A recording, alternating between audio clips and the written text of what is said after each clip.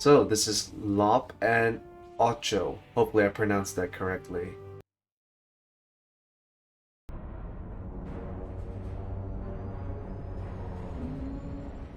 Alright, looks like we're looking at the era of the Empire.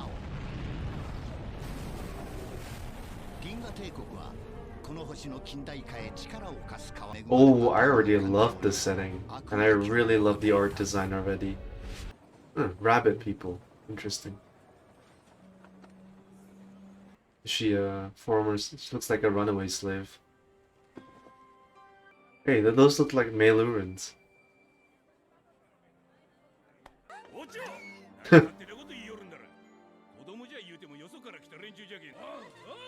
Dank Ferric. Wait, couldn't they have done that before? Couldn't the droid have done that before? Oh, wow, okay. 7 years later. That does not look good. Oh.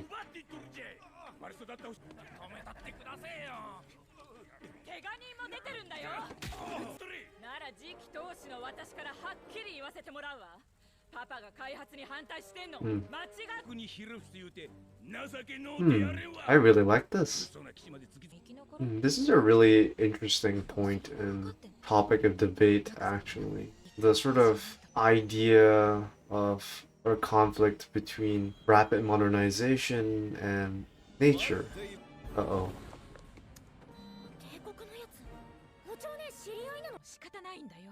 The pragmatist, huh?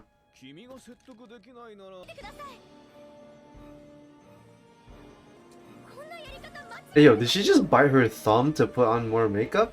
What is going on here? Oh snap. Oh snap.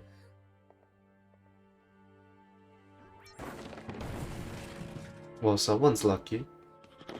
They got some corns in the back. What's inside? Probably a lightsaber, huh? Oh, yeah. Oh.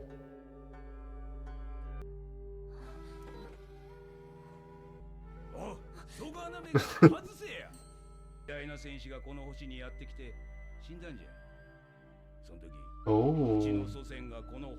That's a very interesting family history. Yeah, that's probably not gonna end very well. Oh, I'm really loving this episode so far. Oh boy.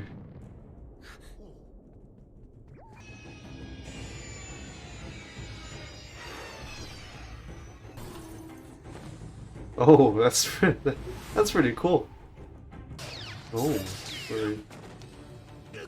where are these guys?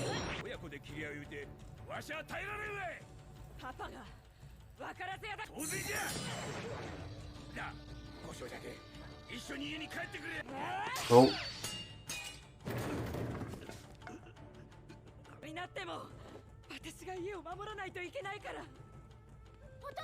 Oh, jeez.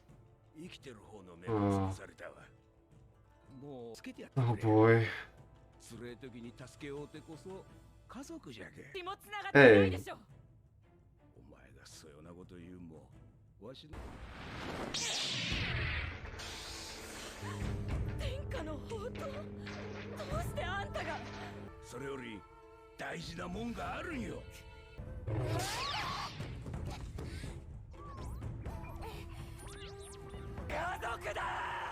Okay. Okay. I mean, at this point, just kill her. I mean, what? What in the world is wrong with her? Oh, what a scene.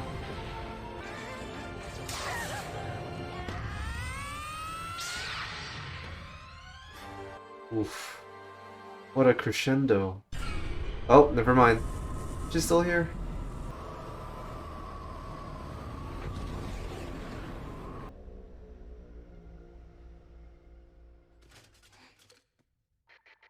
Oh.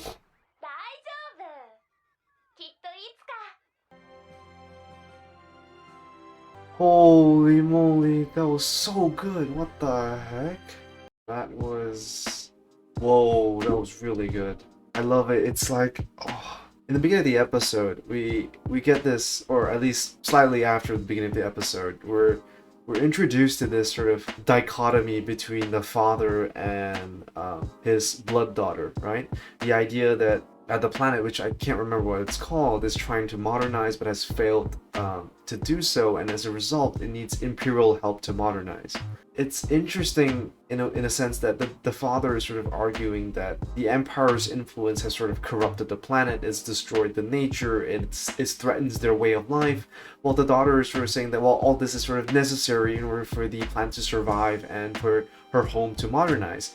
And what's fascinating about this is actually, if you are familiar with Japanese history, there's actually a very specific time in their history where they sort of had to go through very similar things, especially following, especially I think was it during the 1800s in particular, where Japan, which had isolated itself from the rest of the world, was suddenly, or rather rudely, forced to open up by foreign imperial forces, and as a result, there was an ongoing debate within Japan. As a homeland, in order for them to survive, they had to, they had to force themselves to adopt unfamiliar customs, unfamiliar ways of life, to modernize themselves in order to strengthen their national security, in order to repel or at least defend themselves against what they perceive to be imperial invaders. And it's the exact same situation in this case, where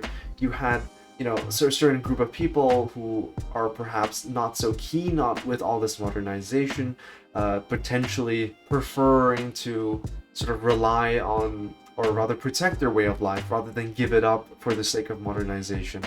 And I think the way the father and the daughter sort of represents these two different perspectives, these two different generations, and how they, and their paradigms, and how they look at things. It's just such a clever way of doing it within the Star Wars universe. It adds so much more historical, political context to what we're seeing, instead of it just being some, straightforward action fun film. What's really fascinating is that the daughter sort of goes too far, right? Like, she adopts the empire.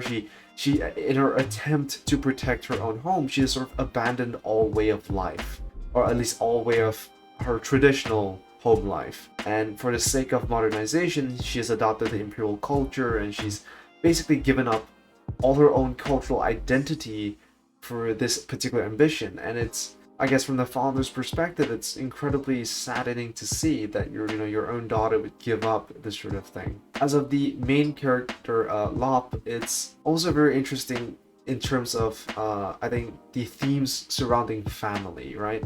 The idea that family, no matter what, should always be bound together, should always come together, and should always be in good relations with each other. And it's such a deeply and profoundly Japanese understanding of familial relations. And it's not just Japanese, it's also a rather Confucianist understanding of familial relations. And I have to say, this particular episode really encapsulates what it means to be Star Wars, which is also about family, which is also about nature versus technology, and at the same time, it also perfectly encapsulates the Japanese cultural identity.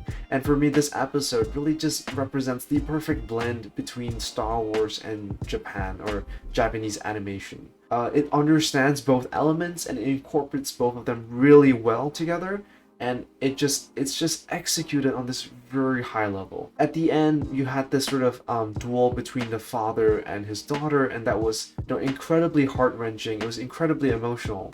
But then after that, the battle between the sisters, that was honestly a piece of art.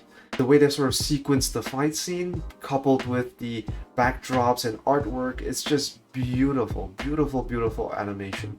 Yeah, I mean, I'm someone who really loves history. I find Japanese history, especially during the sort of pre-Japanese imperial period, to be very interesting, and it's something that I studied in university. So it was really nice to see that sort of being reflected in a Star Wars episode. Surprisingly, I definitely thought that this particular episode was going to be one of the bigger ones, based on the animation. It definitely seemed like their budget was bigger, and it definitely seemed like they had sort of bigger ambitions for this one. So I really hope that they actually take this particular episode and expand on it further. And it could definitely fit in canon as well. Surprisingly, it's not that, I guess it doesn't break any lore specifically, right? Lop isn't exactly a Jedi. She hasn't exactly exhibited any skills with the Force. But that being said, the sort of idea or this tradition where, you know, a Jedi Master many generations ago came to this particular planet, and after becoming one with the Force, decided to pass on the lightsaber to this particular family as a passing on of responsibility. In some sense, it doesn't break any lore because Lop isn't exactly a Jedi, but it's completely justified as to why she has the lightsaber in the first place.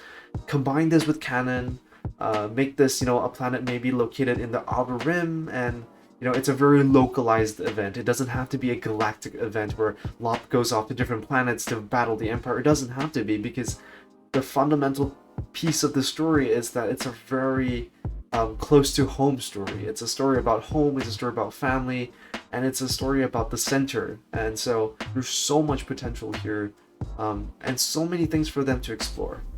Hello there! Hope you've enjoyed this video. Be sure to like and subscribe, and if you're interested, be sure to check out my other videos on this channel. As always, I am the Lost Acolyte, and I have spoken.